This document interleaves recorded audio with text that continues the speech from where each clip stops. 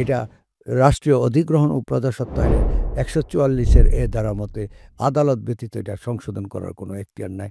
মানে একটি থানা এলাকায় কয়টি মৌজা আছে তার সিরিয়াল নম্বর দেওয়া হয়, সেই সিরিয়াল নম্বরকে বলা হয় জেল নম্বর। স্যার বাংলাদেশ সিভিল সার্ভিসের প্রশাসন ক্যাডারের একজন কর্মকর্তা। স্যার অবসর গ্রহণ করেছেন বাংলাদেশ পর্যটন কর্পোরেশনের সম্মানিত চেয়ারম্যান হিসেবে দায়িত্ব পালন করে। এইটার মালিক আমি, ওইটার মালিক সাইফুল, ওইটার মালিক আরেকজন। কিভাবে আমি চিহ্নিত করব? আমি ১ থেকে ২৯ পর্যন্ত গেলাম, কিন্তু ১৬ কিন্তু কোথাও নাই।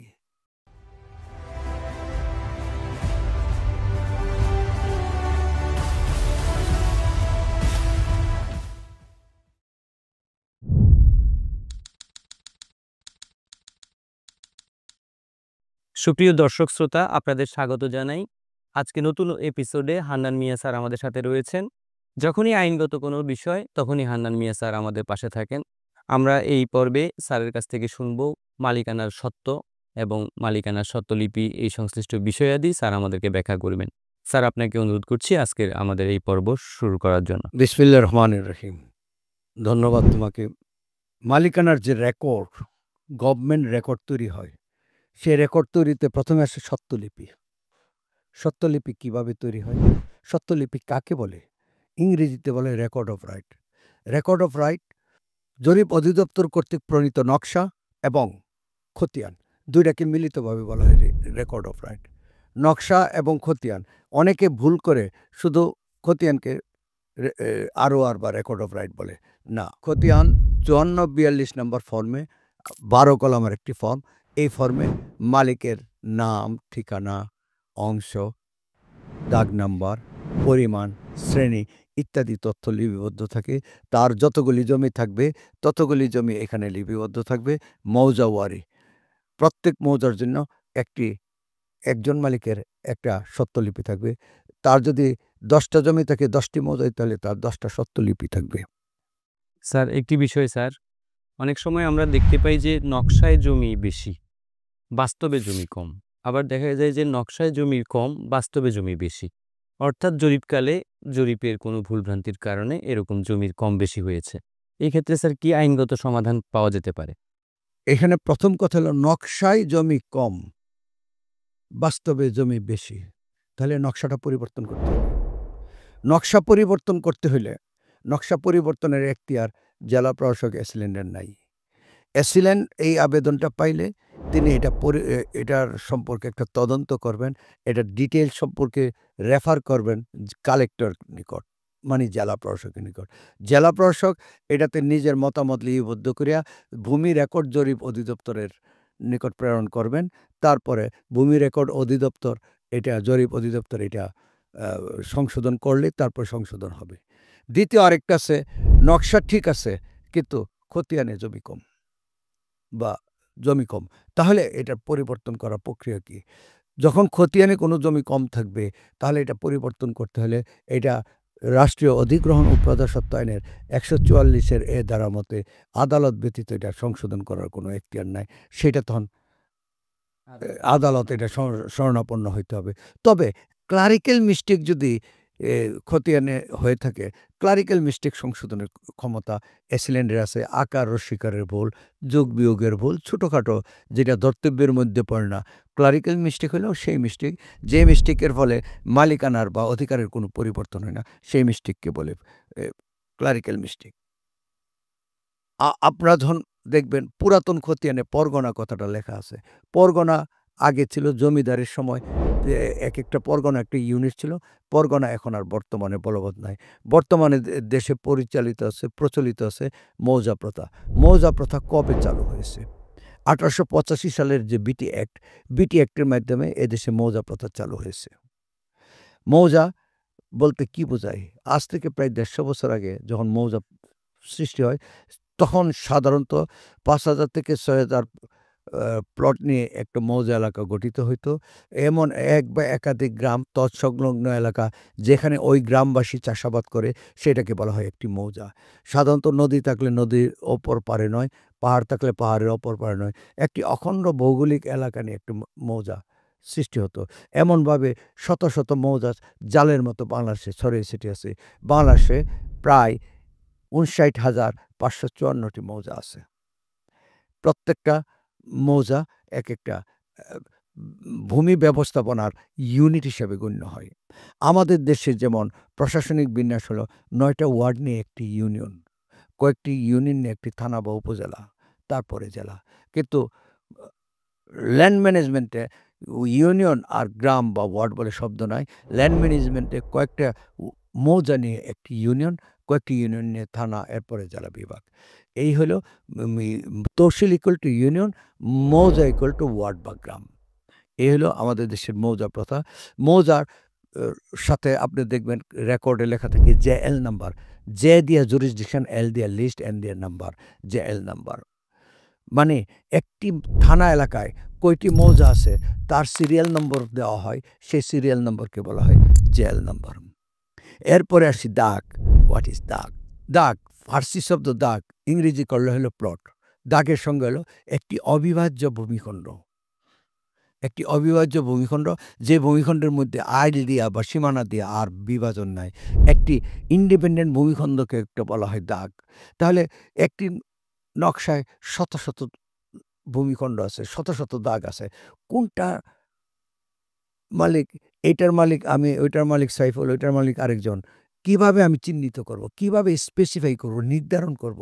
সেটা কিন্তু নকশা প্রণয়নকালে এটা নির্ধারণ করা প্রয়োজন পড়ে। এই জন্য নকশাটা যখন প্রণয়ন করা হয় তখন একটি ব্ল্যাঙ্ক নকশা তৈরি করা হয়। এই নকশাটা তৈরি করতে ২-২.৫ বছর ৩ বছর লাগে, একটু কঠিন কাজ, জটিল কাজ। তখন এটা একটা ব্ল্যাঙ্ক নকশা। ব্ল্যাঙ্ক নকশার পরে তারপরে দ্বিতীয় পর্যায়ে হলো নকশাতে দাগ নম্বর বসানো হয়। দাগ নম্বর হলো নকশার আইডি নাম্বার। মানে প্রত্যেকটা জমির আইডি নম্বরকে বলা হয় দাগ নম্বর। প্রত্যেকটা ইন্ডিভিজুয়াল জমির নম্বরকে দাগ নম্বর। আমরা যখন বাংলা ইংরেজি লিখি বাম দিক থেকে ডান দিকে লিখি, কিন্তু আরবি ফার্সি যখন লিখি ডান দিক থেকে বাম দিকে লিখি। এটা কিন্তু বিশ্বজুড়ে রীতি। কিন্তু আমরা যখন নকশাতে নাম্বার বসাই, নাম্বার বসানোর একটা পদ্ধতি আছে। আমরা বাংলা ইংরেজি পদ্ধতি অনুসরণ করি না, আমরা আরবি ফার্সি পদ্ধতি অনুসরণ করি না। উত্তর পশ্চিম কোণা থেকে আমরা শুরু করি ১, তারপরে কোণাকুনি যাই ২, তারপরে কোণাকুনি যাই ৩, তারপরে আবার নিচে নামি কোণাকুনি। আমরা কোণাকুনি যেয়ে আস্তে আস্তে যাই, এমনভাবে যাই। কারণ নকশা দেখা যাবে যে জমি এখানে একটা জমি, এখানে ১০টা জমি, এখানে ৫টা জমি। সোজাসুজি গেলে সোজাসুজি যাওয়া যায় না, এমন এলোমেলো হয়ে যেতে হয়। কিন্তু কোণাকুনি গেলে দেখা যায় যে নির্ভুল হয়, খুব ভালো হয়। এই প্রত্যেকটা দাগ নম্বর যে আমি দিলাম এখানে ১, ২, ৩, ৪, ৫ এইভাবে যে দাগ নম্বর দিলাম, প্রত্যেকটা দাগ নম্বরকে বলা হয় দাগ নম্বর। এখন আমি বলতে পারি ১ নম্বর জমির মালিক সাইফুল, ২ নম্বর জমির মালিক তারিকুল, ৪ নম্বর জমির মালিক হান্নান। এটা আমি তখন আইডেন্টিফাই করতে পারি। এইজন্য দাগ নম্বরকে বলা হয় ভূমির আইডি নাম্বার।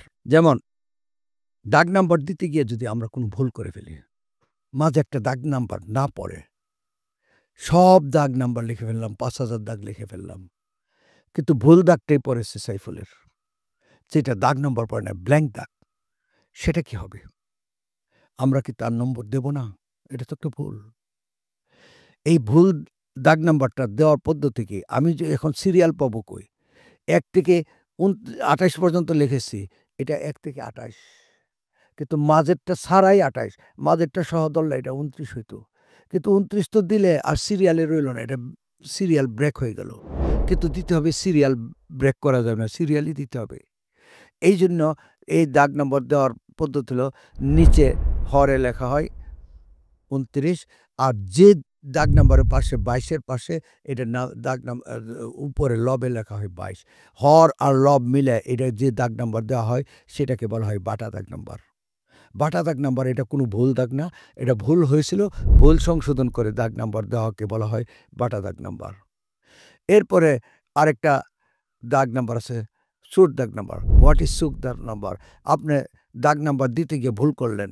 দাগ নাম্বার আমি যে জিনিসটা দেখাচ্ছি, একটা নকশা দেখাচ্ছি, এই নকশার মধ্যে দাগ নাম্বার দিতে গিয়ে ১৫ পরে ১৬ নাই, আছে ১৭। ১৫ পরে ১৬ নাই, আছে ১৭, জাম্পিং হয়ে গেছে। আমি ১ থেকে ২৯ পর্যন্ত গেলাম, কিন্তু ১৬ কিন্তু কোথাও নাই। তাহলে এটা কোথায় গেল? সকল ১ এর এগেইনস্টে জমি আছে, 15 এগেইনস্টে জমি আছে, 17 এগেইনস্টে জমি আছে, 29 এর এগেইনস্টে জমি আছে, কিন্তু 16 এগেইনস্টে জমি নাই। এটাকে বলা হয় ছুট দাগ। মানে ছুটে গেছে। যে এটা একটা সংখ্যা মাত্র। যে সংখ্যার এগেইনস্টে কোনো জমি নাই সেটাকে বলা হয় ছুট দাগ। স্যার ছুট দাগের বিষয়ে একটি বিষয় জানার ছিল স্যার। স্যার ছুট দাগভুক্ত জমি তো প্রকৃতপক্ষে কোনো অস্তিত্বই নেই। কিন্তু ছুট দাগ দাবি করে যদি কেউ প্রতিকার চায় সহকারী কমিশনের ভূমির কাছে বা আদালতের কাছে, বিজ্ঞ আদালত সেক্ষেত্রে কি সিদ্ধান্ত দিতে পারেন বা সহকারী কমিশনের ভূমি কি করণীয়? দেখেন জরিপ অধিদপ্তর যখন জরিপ সম্পন্ন করে, যত ছুট দাগ থাকবে একটা মৌজায়, মৌজার নকশার নিচে এটা লেখা থাকবে ছুট দাগ। মানে এটা এমন একটা ভুল, যে ভুল আর সংশোধন করা যায় না, যেটার এগেইনস্টে কোনো জমি নাই। সরকারি স্বীকৃতি দিছে এটা ছুট দাগ, এটার এগেইনস্টে কোনো জমি নাই। বাটপার লোকেরা ছুট দাগ দাবি কইরা আপনার কাছে কম দামে বিক্রি করতে আসবে। সস্তার ৩ অবস্থা। আপনি সস্তার ৩ অবস্থার জমি যদি কিনেন, আপনি ঠকবেন। আপনি কোনোদিনও বিশ্বাস করবেন না। ছুট দাগের এগেইনস্টে কোনো জমি নাই। কোনো অ্যাসিলেন্স ছুট দাগের মিউটেশন করতে পারবে না। কারণ জমি কোথায় থেকে দিবে? এখানে তো জমি নাই। আদালতও এটা বিবেচনা করবেন। কারণ এখানে তিনি সত্য ঘোষণা কোনটার উপর করবেন? এখানে তো কোনো ভূমি নাই। ভূমি যে নাই এই কথাটা কে বলেছে? সরকার বলেছে এবং টেকনিক্যাল লোকেরা বলেছে এটা ভূমি নাই। অতএব ছুট দাগ নিয়ে যদি কেউ কোনো দাবি করে সেটা একটা অমূলক দাবি। আপনারা এক্ষেত্রে জরিপ অধিদপ্তরের মতামত নিতে পারেন। তারপরে দেখা যেতে পারে ছুট দাগ হওয়ার পিছনে নাকি অন্য কোনো ঘটনা ঘটেছে। এটা কি ছুট দাগ না অন্য কোনো ঘটনা? সেটা বিচার বিশ্লেষণ করে দেখতে পারেন। কিন্তু যদি এটা প্রকৃতই ছুট দাগ হয়, ছুট দাগের এগেইনস্টে কোনো জমি নাই, সত্য ঘোষণার কোনো প্রশ্নই আসে না এবং মিউটেশন করার কোনো প্রশ্নই আসে না। তারপরে আমরা যখন নাকি এই দাগ, কিন্তু এর মধ্যে জানলাম ৩ প্রকার দাগ। দাগ নাম্বার, বাটা দাগ নাম্বার, ছোট দাগ নাম্বার। এই দাগ নাম্বার নির্ণয় করার পর আমরা তখন প্রত্যেকটা দাগের একটা এরিয়া নির্ণয় করি, মানে পরিমাণ নির্ণয় করি। তাহলে আমাদের কিন্তু জরিপের ৩ টে স্টেজ আমি বলে ফেললাম। একটা হলো নকশা তৈরি করা, তারপরে দাগ নাম্বার প্রণয়ন করা, তারপরে এরিয়া নির্ণয় করা। তারপরে আমরা খতিয়ান প্রণয়ন করি। কিভাবে খতিয়ান প্রণয়ন করি আমরা আগামী পর্বে এটা আপনার সাথে আলোচনা করব। এ এ এ আগামী পর্বে আমরা এটা বলে দেব। ধন্যবাদ আপনাদের সবাইকে। জি, আসসালামু আলাইকুম। ধন্যবাদ। হান্নান মিয়া স্যারের আমরা লেসন শুনলাম। স্যারের কাছ থেকে আমরা সবসময়ই শুনতে পাই এবং স্যার বিভিন্ন বিষয়ে আমাদেরকে আইনগত শিক্ষা দেন এবং পরামর্শ দেন। স্যার আপনাকে ধন্যবাদ এবং আগামী পর্ব দেখার জন্য আমন্ত্রণ জানিয়ে আজ এ পর্যন্তই। ধন্যবাদ সবাইকে। ভালো থাকুন, সুস্থ থাকুন। এটা খুবই গুরুত্বপূর্ণ একটা প্রশ্ন। বাংলাদেশে এই কথাগুলি অনেকেই হয়তো জানে না। তাহলে মালিক যে আছে, মালিকের নম্বর কোনটা? মানে আইনটা হলো ১ মৌজায় ১০ টা জমি, ১ টা খতিয়ান। ১০ মৌজায় ১০ টা জমি, ১০ টা খতিয়ান।